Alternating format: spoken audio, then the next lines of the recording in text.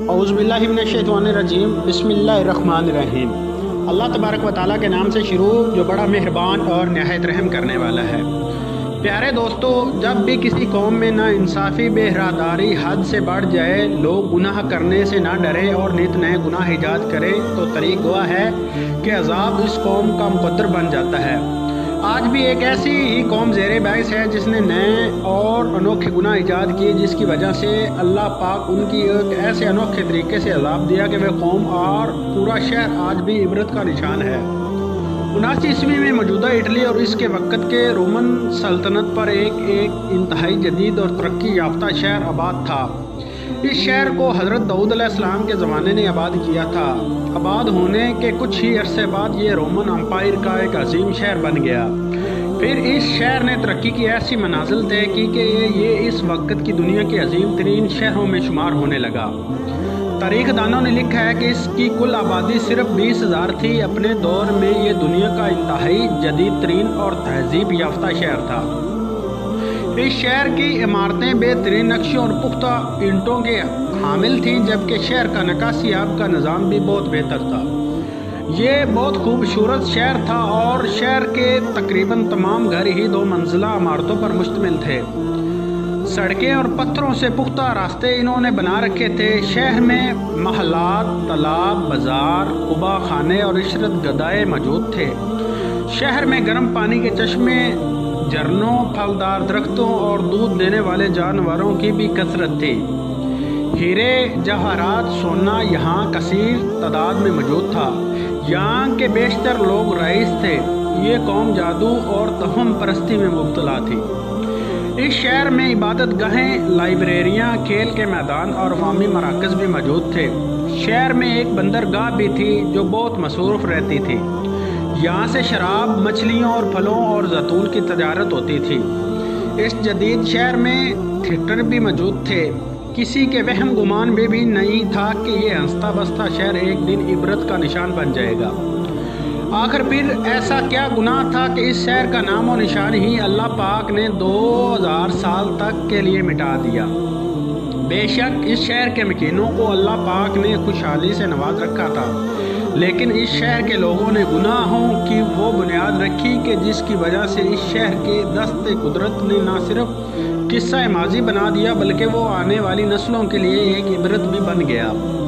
تاریخ انسانی میں قوم لوط ایسے کردار کے حامل تھی جس نے ہم جنس پرستی فروغ دیتے ہوئے فطرت سے بغاوت کا جرم کیا اور بالآخر عذاب الہی کا شکار ہو گئے، جبکہ اس شہر کے مکینوں نے بھی اپنے آباء و اجداد کی اس سنت پر عمل پیرا ہوتے ہوئے اس گناہوں کی ایک بستی میں تبدیل کر دیا۔ کبھی اس شہر کی پہچان تجارت اور صنعت تھی، لیکن پھر یہ آزاد گناہوں کا شہر بن گیا، جہاں لوگوں کو گناہ کرنے کے لیے تشریف لاتے۔ پمپئی شہر کے لوگ ایسے گناہوں میں ملوث ہو گئے کہ اگر قوم لوط بھی دیکھتی تو بھی شرما جاتی۔ ناظرین گرامی، اس شہر کی سب سے بڑا گناہ یہ تھا کہ یہ لوگ ایک دوسرے کی نابالغ بچیوں سے زنا کرنے لگے اور ان سے بچے جنتے۔ انہوں نے اپنی بیویوں کو چھوڑ دیا اور مزید کوئی شادی نہ کرتا، جس وجہ سے عورتوں میں بھی یہ گناہ عام ہوا کہ وہ اپنی جنسی تسکین عورتوں سے پوری کرنے لگی۔ یہاں تک کہ اس شہر کی عورتیں جانوروں سے بھی جنسی تسکین حاصل کرنے لگیں۔ یہ شہر سوئے ہوئے آتش فشاں کے ساتھ آباد تھا۔ جب ان میں یہ گناہ عام ہوا تو پھر ایک زلزلہ آیا، لیکن لوگوں کے معمول کے مطابق کاموں میں لگے رہے۔ پھر دوبارہ زلزلہ آیا اور آتش فشاں پھٹ پڑا، جس سے پمپئی شہر پتھروں کی برسات ہونے لگی۔ ویسویوس نامی اس پہاڑ سے لاوا اتنی مقدار میں نکلا کہ پورے شہر میں پھیل گئی۔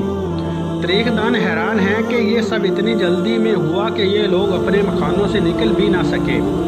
آتش فشاں سے دھواں اور گیس نکلنے لگی اور پورے شہر میں پھیل گئی، جس سے لوگوں کے لیے سانس لینا دشوار ہو گیا۔ ساتھ ہی آتش فشاں کے دہانے لاوا اگلنا شروع کر دیا اور یہ شہر لاوے کی تہوں میں دب گیا۔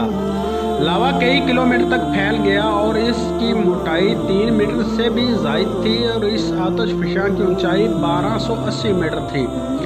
اس کی راکھ اور لاوا پمپئی سے دوسرے شہروں میں سٹابی اور نیوسر تک پھیل گئی۔